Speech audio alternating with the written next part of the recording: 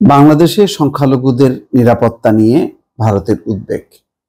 এই উদ্বেগ শেষ হচ্ছে না তাদের, এবং বোঝা যাচ্ছে বাংলাদেশকে সাইজ করার একটা মোক্ষম অস্ত্র হচ্ছে সংখ্যালঘু ইস্যু। এবং যখন নাকি ভারত আনুষ্ঠানিকভাবে মিডিয়ার কাছে তাদের উদ্বেগ উৎকণ্ঠা জানায়, ঠিক সেই সময় বাংলাদেশে সংখ্যালঘু সম্প্রদায়ের নামে কিছু সংগঠন তারা আবার সমাবেশ করে। অর্থাৎ এমনভাবে সমাবেশটা করে, এই সমাবেশটা সরকার চিন্তাও করতে পারে না যে এটা প্রতিহত করা যায় বা এর পেছনে কোনো রাজনৈতিক উদ্দেশ্য আছে।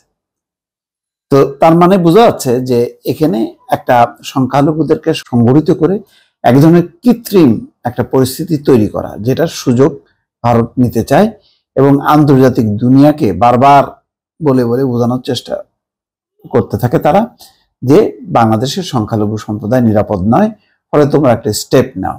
আর যদি স্টেপ নেয় বা বক্তব্য দেয় নিদেন পক্ষে, তাহলে ভারত বাংলাদেশকে আরো একটু চেপে ধরতে পারে, বা তার যে পরাজয় 5ই আগস্ট শেখ হাসিনার আসলে পরাজয় হওয়ার কথা ছিল, কিন্তু এখন মনে হচ্ছে যে ভারত মানে খুব ভয়ঙ্করভাবে পরাজিত হয়েছে। যে এতদিনে তাদের একটা হাতের মোয়া ছিল, সেই মোয়া হঠাৎ করে পড়ে গেল মাটির থেকে। এখন সেই দুঃখে তারা আর বাঁচতেছে না। এখানে যে খবর, সেখানে বলা হচ্ছে যে বাংলাদেশের দুর্গাপূজাকে সামনে রেখে সংখ্যালঘুদের নিরাপত্তা নিয়ে উদ্বেগ প্রকাশ করেছে ভারত। দেশটির পররাষ্ট্র মন্ত্রণালয়ের মুখপাত্র রণধীর জয় সাওয়াল শুক্রবার এক মিডিয়া ব্রিফিংয়ে এই উদ্বেগ প্রকাশ করেন। তিনি বলেন, ভারত সরকার আশা করে বাংলাদেশ কর্তৃপক্ষ যেন সংখ্যালঘুদের নিরাপত্তা নিশ্চিতে সর্বোচ্চ গুরুত্ব দেয়। ভারতের সংবাদ মাধ্যম টাইমস অফ ইন্ডিয়ার প্রতিবেদনে এই তথ্য বলা হয়। রণধীর জানাচ্ছেন, সংখ্যালঘুদের নিরাপত্তা নিয়ে বাংলাদেশ কর্তৃপক্ষের কাছে ভারতের উদ্বেগের কথা জানানো হয়েছে। তিনি বলেন, আমরা একাধিকবার এমনকি সর্বোচ্চ পর্যায় থেকে আহ্বান জানিয়েছি যেন বাংলাদেশে সংখ্যালঘুরা নিরাপদে থাকে। আমি আশা করছি তাদের সরকারে সেই নিরাপত্তা নিশ্চিত করবে। তিনি আরো বলেন, দুর্গাপূজায় কোনো অনাকাঙ্ক্ষিত ঘটনা আমাদের কাম্য নয়। এই আয়োজন খুশির বার্তা নিয়ে আসে, আমি সবাইকে শুভেচ্ছা জানাই। ভাইরে, দুর্গাপূজায় এখন পর্যন্ত একটা কোনো ঘটনাও নাই। এখন মনে হচ্ছে যে আসলে ভারত যে উদ্বেগ উৎকণ্ঠা প্রকাশ করছে, সেটাকে মানে বাস্তবে রূপ দেওয়ার জন্য বোধহয় কিছু ঘটনা ঘটবে। যদি না ঘটে তাহলে তো ভারতের এই স্টেটমেন্ট বৃথা হয়ে যায়। আর এই স্টেটমেন্ট তো শুধু পররাষ্ট্র দপ্তরের মুখপাত্রের না, স্বয়ং নরেন্দ্র মোদী যে মানে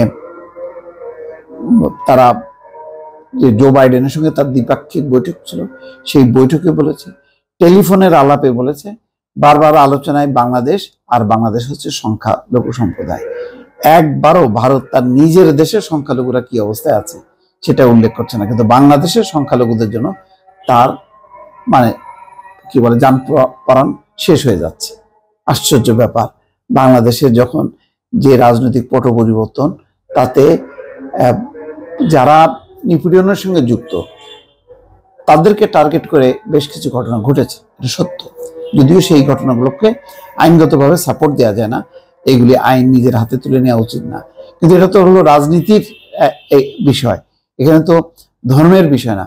কিন্তু ভারত কিন্তু ওইটাকে কাভার করার জন্য বারবার ধর্মের বিষয়টা সামনে আনছে। শুধু তাই না, বাংলাদেশ থেকে যে অপরাধীরা পালিয়ে গেল ভারতে, তারা ক্যামেরায় ধরা পড়ছে। শামীম ওসমান, তারপরে আসাদুজ্জামান কামাল স্বরাষ্ট্রমন্ত্রী, সেই ব্যাপারে কি তাদের কোনো বক্তব্য আছে? কোনো সাংবাদিক কি প্রশ্ন করছে যে তারা বিচারের হাত থেকে রেহাই পাওয়ার জন্য ভারতে যে দলে দলে ঢুকলো, তারা কোথায়, কি অবস্থায়, কোন আইনে আসছে, তারা কি বৈধভাবে নাকি অবৈধভাবে? এসব বিষয় নিয়ে কোনো প্রশ্ন নেই, এবং ভারতের পররাষ্ট্র দপ্তরের এই ব্যাপারে নিজে থেকেও কোনো বক্তব্য দেওয়ার প্রয়োজন মনে করছে না। কিন্তু তারা ওই এক ইস্যুতে তারা অবিচল, বাংলাদেশের সংখ্যালঘু ইস্যু, এবং সেটা একটা তাদের একটা রাজনৈতিক পুঁজি। কেননা সামনে যে নির্বাচনগুলো আছে, সেই নির্বাচনগুলোতে ওই একই প্রচারণা চালাচ্ছে। ঝাড়খণ্ডে যে স্বয়ং নরেন্দ্র মোদী বলছে যে ঝাড়খণ্ডে নাকি বাংলাদেশ থেকে দলে দলে এত বেশি অনুপ্রবেশকারী সেখানে ঢুকেছে যে পাহাড়ি, আদিবাসী এবং হিন্দুরা তাদের জমি হাতছাড়া হচ্ছে, মালিকানা চলে যাচ্ছে বাংলাদেশিদের হাতে। এই ধরনের মিথ্যা অপপ্রচার তারা একেবারে রাষ্ট্রীয়ভাবে শুরু করেছে। এটার জবাবে বাংলাদেশ এখন কি অবস্থান নেবে, এটা এখন দেখার বিষয়। দর্শক ভালো থাকবেন, আল্লাহ হাফেজ।